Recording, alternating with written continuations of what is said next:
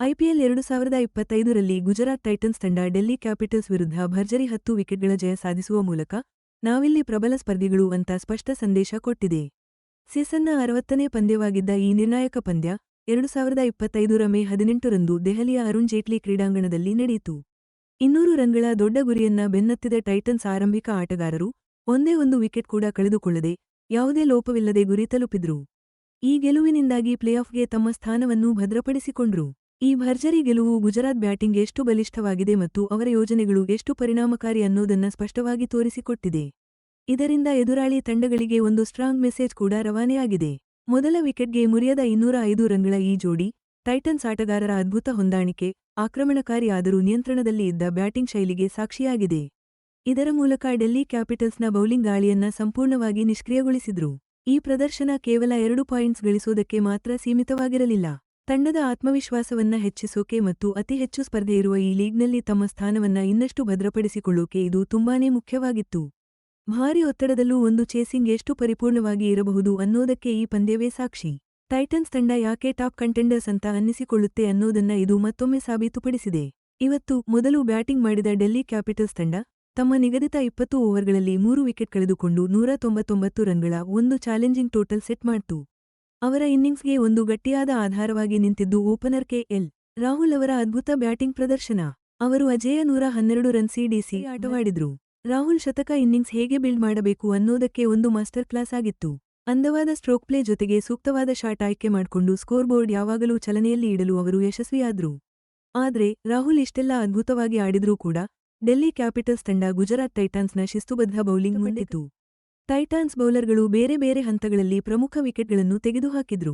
ಇದರಿಂದಾಗಿ ರಾಹುಲ್ ಜೊತೆ ಬೇರೆ ಯಾವ ಕ್ಯಾಪಿಟಲ್ಸ್ ಬ್ಯಾಟ್ಸ್ಮನ್ಗಳು ದೊಡ್ಡ ಪಾರ್ಟ್ನರ್ಶಿಪ್ ಕಟ್ಟದ ಹಾಗೆ ನೋಡಿಕೊಂಡ್ರು. ಡೆಲ್ಲಿ ಪಿಚ್ ಮೇಲೆ 199 ರನ್ ಒಂದು ಸ್ಪರ್ಧಾತ್ಮಕ ಮೊತ್ತ ಆಗಿದ್ದರೂ ಕೂಡ ಟೈಟಾನ್ಸ್ ಬೌಲರ್ಗಳು, ಮುಖ್ಯವಾಗಿ ಮಧ್ಯದಲ್ಲಿ, ರನ್ ರೇಟ್ ಕಂಟ್ರೋಲ್ ಮಾಡುವಲ್ಲಿ ಯಶಸ್ವಿಯಾದರು. ಇದು ಅವರ ಮುಂದಿನ ಚೇಸ್ಗೆ ಒಂದು ಸ್ಟ್ರಾಂಗ್ ಅಡಿಪಾಯ ಹಾಕಿಕೊಟ್ಟು. ಕ್ಯಾಪಿಟಲ್ಸ್ ಇನ್ನಿಂಗ್ಸ್ನಲ್ಲಿ ಒಬ್ಬ ಆಟಗಾರನ ಸಖತ್ ಪ್ರದರ್ಶನ ಇತ್ತಾದರೂ ಗುಜರಾತ್ ಕೈಗೆ ಸಿಗದಷ್ಟು ಸ್ಕೋರ್ ಮಾಡೋಕೆ ಬೇಕಾಗಿದ್ದ ಆ ಎಕ್ಸ್ಪ್ಲೋಸಿವ್ ಫಿನಿಶ್ ಸಿಗಲಿಲ್ಲ. ಕೊನೆಗೆ ಅದು ಟೈಟಾನ್ಸ್ನ ಬ್ಯಾಟಿಂಗ್ ಪವರ್ ಮುಂದೆ ಸಾಕಾಗಲಿಲ್ಲ. 200 ರನ್ಗಳ ದೊಡ್ಡ ಗುರಿಯನ್ನ ಬೆನ್ನತ್ತಿದ ಗುಜರಾತ್ ಟೈಟನ್ಸ್ನ ಓಪನರ್ಸ್ ಶುಭಮನ್ ಗಿಲ್ ಮತ್ತು ಸಾಯಿ ಸುದರ್ಶನ್ ಡೆಲ್ಲಿ ಕ್ಯಾಪಿಟಲ್ಸ್ ಬೌಲರ್ಗಳ ಮೇಲೆ ಭರ್ಜರಿ ಬ್ಯಾಟಿಂಗ್ ಶುರು ಮಾಡಿದ್ರು. ಅವರಿಬ್ಬರ ಜೊತೆಯಾಟದಲ್ಲಿ ಕ್ಲಾಸಿಕ್ ಶಾಟ್ಸ್ ಜೊತೆಗೆ ಅಗ್ರೆಸಿವ್ ಆಟದ ಮಿಶ್ರಣವಿತ್ತು. ಇದರಿಂದ ಡೆಲ್ಲಿ ಬೌಲರ್ಸ್ಗೆ ಏನು ಮಾಡ್ಬೇಕು ಅಂತ ಪರದಾಡುವಂತೆ ಆಯ್ತು. ಸಾಯಿ ಸುದರ್ಶನ್ ಮೊದಲಿನಿಂದಲೂ ಸಿಕ್ಕಾಪಟ್ಟೆ ವೇಗವಾಗಿ ಆಡಿದರು. ಬರೀ 30 ಎಸೆತಗಳಲ್ಲಿ ಅರ್ಧಶತಕ ಬಾರಿಸಿ ಅಬ್ಬರಿಸಿದ್ರು.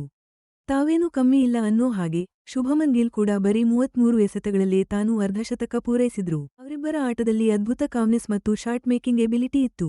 ನಿಖರವಾದ ಹೊಡೆತಗಳಿಂದ ಫೀಲ್ಡರ್ಸ್ ಮಧ್ಯೆ ಗ್ಯಾಪ್ಸ್ ಹುಡುಕಿ ಪದೇ ಪದೇ ಬೌಂಡರಿಗಳನ್ನ ಬಾರಿಸ್ತಿದ್ರು. ಅವರು ಹೈ ಸ್ಕೋರಿಂಗ್ ರೇಟ್ ಕಾಯ್ದುಕೊಂಡಿದ್ರು. ರಿಕ್ವೈರ್ಡ್ ರನ್ ರೇಟ್ ಯಾವತ್ತೂ ಕೈಮೀರಿ ಹೋಗದಂತೆ ನೋಡಿಕೊಂಡ್ರು. ಅವರಿಬ್ಬರ ಈ ಡಿಸಿಪ್ಲಿನ್, ಅಗ್ರೆಸಿವ್ ಅಪ್ರೋಚ್ ಹೈಸ್ಟೇಕ್ಸ್ ಚೇಸ್ನಲ್ಲಿ ಅವರ ಮ್ಯಾಚುರಿಟಿ ಮತ್ತು ತಿಳುವಳಿಕೆಯನ್ನ ಎತ್ತಿ ತೋರಿಸ್ತು. ಈ ಜೊತೆಯಾಟ ಸುಲಲಿತವಾಗಿ ಸಾಗಿತು. ಇಬ್ರೂ ಬ್ಯಾಟ್ಸ್ಮನ್ಗಳು ಒಬ್ಬರಿಗೊಬ್ಬರು ಸಪೋರ್ಟ್ ಮಾಡ್ತಾ ಆಡಿದ್ರು. ಇದರಿಂದ ಇಡೀ ಇನ್ನಿಂಗ್ಸ್ನಲ್ಲಿ ಮೊಮೆಂಟಮ್ ಗುಜರಾತ್ ಟೈಟನ್ಸ್ ಕಡೆನೇ ಗಟ್ಟಿಯಾಗಿ ಉಳಿಯಿತು. ಗುಜರಾತ್ ಟೈಟನ್ಸ್ ಚೇಸಿಂಗ್ನ ಪ್ರಮುಖ ಹೈಲೈಟ್ ಅಂದ್ರೆ ಶುಭ್ಮನ್ ಗಿಲ್ ಮತ್ತು ಸಾಯಿ ಸುದರ್ಶನ್ ನಡುವಿನ ಮುರಿಯದ 205 ರನ್ಗಳ ಆರಂಭಿಕ ಜೊತೆಯಾಟ. ಈ ಜೊತೆಯಾಟ ದಿಲ್ಲಿ ಕ್ಯಾಪಿಟಲ್ಸ್ ಬೌಲಿಂಗ್ ಪಡೆಯನ್ನ ಸಂಪೂರ್ಣವಾಗಿ ಧೂಳೀಪಟ ಮಾಡ್ತು. ಸವಾಲಿನ ಗುರಿ ಡಿಫೆಂಡ್ ಮಾಡೋದಿಕ್ಕಿದ್ರೂ ಅವರಿಂದ ಒಂದು ಬ್ರೇಕ್ ಥ್ರೂ ಕೂಡ ತಗೊಳ್ಳೋಕೆ ಆಗ್ಲಿಲ್ಲ. ಟೈಟನ್ಸ್ ತಂಡ 1 ಓವರ್ ಬಾಕಿ ಇರುವಾಗಲೇ 200 ರನ್ಗಳ ಗುರಿಯನ್ನ ತಲುಪಿದ್ದು ಅವರ ಅದ್ಭುತ ದಕ್ಷತೆ ಮತ್ತು ಕಂಟ್ರೋಲ್ ಅನ್ನ ತೋರಿಸ್ತು. ಅವರ ಈ ಪ್ರದರ್ಶನ ಟಿ20 ಬ್ಯಾಟಿಂಗ್ಗೆ ಒಂದು ಪಾಠದಂತಿತ್ತು. ಸರಿಯಾದ ಶಾಟ್ ಆಯ್ಕೆ, ವಿಕೆಟ್ಗಳ ನಡುವೆ ಚುರುಕಾದ ಓಟ ಮತ್ತು ಸಿಕ್ಕ ಪ್ರತಿ ಸ್ಕೋರಿಂಗ್ ಅವಕಾಶವನ್ನ ಸರಿಯಾಗಿ ಬಳಸಿಕೊಂಡಿದ್ದ ಸಾಕ್ಷಿ. ದಿಲ್ಲಿ ಕ್ಯಾಪಿಟಲ್ಸ್ನ ಪ್ರಮುಖ ಬೌಲರ್ಗಳು ಇದ್ದರೂ ಕೂಡ ಈ ಜೊತೆಯಾಟ ಮುರಿಯೋಕೆ ಸಿಕ್ಕಾಪಟ್ಟೆ ಹೆಣಗಾಡಿದ್ರು. ಯಾಕಂದ್ರೆ ಗಿಲ್ ಮತ್ತು ಸುದರ್ಶನ್ ಇನ್ನಿಂಗ್ಸ್ ಪೂರ್ತಿ ಯಾವುದೇ ತೊಂದರೆಯಿಲ್ಲದೆ ಆರಾಮಾಗಿ ಆಡಿದರು. ಈ ಅತ್ಯದ್ಭುತ ಪ್ರದರ್ಶನ ಟೈಟನ್ಸ್ನ ಯೋಜಿತ ಪ್ಲಾನ್ ಮತ್ತು ಅವರ ಟಾಪ್ ಆರ್ಡರ್ ಬ್ಯಾಟ್ಸ್ಮನ್ ವೈಯಕ್ತಿಕ ಪ್ರತಿಭೆಯನ್ನ ಎತ್ತಿ ತೋರಿಸ್ತು. ಒಂದು ಟೆನ್ಷನ್ ಉಂಟುಮಾಡಬಹುದಾಗಿದ್ದ ಚೇಸಿಂಗ್ ಅನ್ನ ಆರಾಮದಾಯಕ ಗೆಲುವಾಗಿ ಬದಲಾಯಿಸಿತು. ವಿಕೆಟ್ಗಳು ಬೀಳದೆ ಇದ್ದಿದ್ದರಿಂದ ಕ್ಯಾಪಿಟಲ್ಸ್ಗೆ ಪ್ರೆಷರ್ ಹಾಕೋಕೆ ಅವಕಾಶ ಸಿಗಲಿಲ್ಲ. ಇದು ಟೈಟನ್ಸ್ಗೆ ಮೊದಲಿನಿಂದ ಕೊನೆಯವರೆಗೂ ಆಟದ ಮೇಲೆ ಸಂಪೂರ್ಣ ಹಿಡಿತ ಸಾಧಿಸಲು ಅನುವು ಮಾಡಿಕೊಡ್ತು. ದೆಹಲಿ ಕ್ಯಾಪಿಟಲ್ಸ್ ವಿರುದ್ಧದ ಆ ಭರ್ಜರಿ 10 ವಿಕೆಟ್ಗಳ ಗೆಲುವು ಗುಜರಾತ್ ಟೈಟಾನ್ಸ್ ತಂಡಕ್ಕೆ ಐಪಿಎಲ್ 2025ರ ಪ್ಲೇಆಫ್ಗಳಲ್ಲಿ ಸ್ಥಾನ ಗಟ್ಟಿ ಮಾಡಿದೆ. ಅಲ್ಲದೆ ಪ್ರಶಸ್ತಿ ಗೆಲ್ಲೋಕೆ ಇವರು ಎಷ್ಟು ಪ್ರಬಲ ಸ್ಪರ್ಧಿಗಳು ಅನ್ನೋದನ್ನು ಕೂಡ ಮತ್ತೊಮ್ಮೆ ಸಾಬೀತುಪಡಿಸಿದೆ. ಆದರೆ ದೆಹಲಿ ಕ್ಯಾಪಿಟಲ್ಸ್ ತಂಡಕ್ಕೆ ಕೆ.ಎಲ್. ರಾಹುಲ್ ಒಬ್ಬರೇ ಎಷ್ಟೇ ಅದ್ಭುತವಾಗಿ ಆಡಿದ್ರೂ ಈ ಸೋಲು ಪ್ಲೇಆಫ್ ಕನಸುಗಳಿಗೆ ದೊಡ್ಡ ಹೊಡೆತ ನೀಡಿದೆ.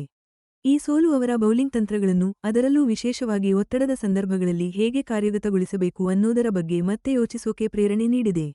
ಇನ್ನು ಐಪಿಎಲ್ನಲ್ಲಿ ಈ ಎರಡೂ ಫ್ರಾಂಚೈಸಿಗಳ ನಡುವಿನ ಒಟ್ಟಾರೆ ಮುಖಾಮುಖಿ ದಾಖಲೆಯನ್ನು ನೋಡಿದ್ರೆ, ಇದುವರೆಗೆ ಆಡಿರೋ 8 ಪಂದ್ಯಗಳಲ್ಲಿ ದೆಹಲಿ ಕ್ಯಾಪಿಟಲ್ಸ್ 3 ಗೆಲುವು ಕಂಡಿದ್ರೆ, ಗುಜರಾತ್ ಟೈಟಾನ್ಸ್ 5 ಗೆಲುವು ಸಾಧಿಸಿದೆ. ಇದು ಟೈಟಾನ್ಸ್ ತಂಡಕ್ಕೆ ಸಣ್ಣ ಮೇಲುಗೈ ಇರುವುದನ್ನು ತೋರಿಸುತ್ತೆ. ಆದ್ರೆ ಈ ಪಂದ್ಯವನ್ನು ಗಿಲ್ ಮತ್ತು ಸುದರ್ಶನ್ ಇಬ್ಬರೂ ಸೇರಿ ನಡೆಸಿದ ಆ ಅದ್ಭುತ ಚೇಸಿಂಗ್ಗೋಸ್ಕರವೇ ನೆನಪಿನಲ್ಲಿ ಇಡಲಾಗುತ್ತೆ. ಇದು 2025ರ ಸೀಸನ್ನ ಒಂದು ದೊಡ್ಡ ಹೈಲೈಟ್ ಆಗಿ ಮೂಡಿಬಂದಿದೆ. ಪಂದ್ಯಾವಳಿ ಮುಂದಕ್ಕೆ ಸಾಗಿದಂತೆ ಟೈಟಾನ್ಸ್ ತಂಡ ಈ ಗೆಲುವಿನ ಭರಾಟೆಯನ್ನು ಇನ್ನಷ್ಟು ಮುಂದುವರಿಸೋಕೆ ನೋಡುತ್ತೆ. ಆದ್ರೆ ಕ್ಯಾಪಿಟಲ್ಸ್ ತಂಡ ಮಾತ್ರ ಗುಜರಾತ್ ನೀಡಿದ ಈ ಭರ್ಜರಿ ಪ್ರದರ್ಶನದಿಂದ ಕಲಿತ ಪಾಠಗಳನ್ನು ನೆನಪಿನಲ್ಲಿಟ್ಟುಕೊಂಡು ಪ್ಲೇಆಫ್ ಆಸೆಗಳನ್ನು ಜೀವಂತವಾಗಿಡಲು ಬೇಗನೆ ಚೇತರಿಸಿಕೊಳ್ಳಲೇಬೇಕಾಗಿದೆ.